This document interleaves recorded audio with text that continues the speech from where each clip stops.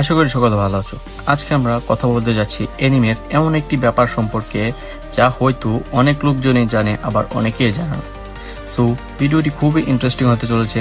Without wasting any time, let's start the video.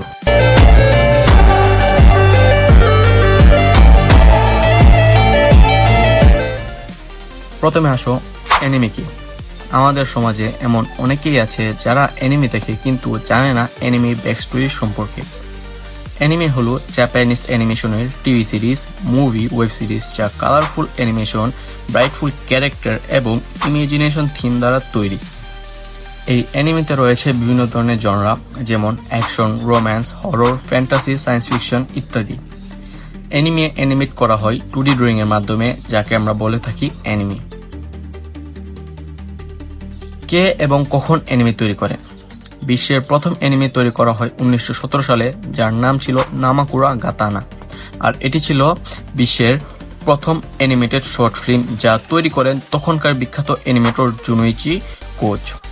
তবে আধুনিক অ্যানিমের সূত্রপাত ঘটে 1960 সালের দিকে, আর এর 3 বছর পর মুক্তি পায় তখনকার বিখ্যাত টিভি সিরিজ দ্য অ্যাস্ট্রো বয়, যা রিলিজ হয় 1963 সালে। এখন আসো, অ্যানিমে কিসের থেকে ইন্সপায়ার হয়ে তৈরি করা হয়? অ্যানিমে অনেক গল্প কাহিনী ও ইতিহাস থেকে নেওয়া হয়, তবে তা অ্যানিমেট করার আগে মাঙ্গা আর মানোয়ার মধ্যে ড্রয়িং এর মাধ্যমে পাবলিশ করা হয়, যা জাপানিজ কমিক্স বই নামেও অনেক জনপ্রিয়। এর মধ্যে কিছু অ্যানিমে রয়েছে নারুটো, ওয়ান পিস, নিনজা কামুই ইত্যাদি। Light novel. লাইট নোভেল হলো অ্যানিমের এমন একটি শাখা যার মধ্যে তৈরিকৃত অ্যানিমেগুলো অন্যান্য লং অ্যানিমে যেমন নারুটো, ওয়ান পিস এদের মতো লম্বা হয় না। আর এই অ্যানিমেগুলো জেনজিদের জন্য তৈরি করা হয়, যেমন Re Zero, Sword Art Online, Jujutsu Kaisen ইত্যাদি। লোককথা ও পুরাতন গল্প।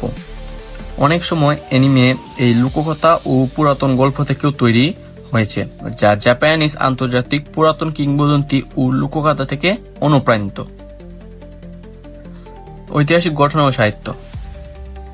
ইতিহাসে ঘটে যাওয়া এমন অনেক গল্প রয়েছে যা রোমাঞ্চকর, আর সময়ের বিবর্তনের জন্য সেই গল্প বা ইতিহাসকে স্মরণ করে রাখার জন্য মানুষ তৈরি করে বিভিন্ন movie, web series, TV series এবং অ্যানিমেশন, যা বর্তমান সময়ে অনেক জনপ্রিয়।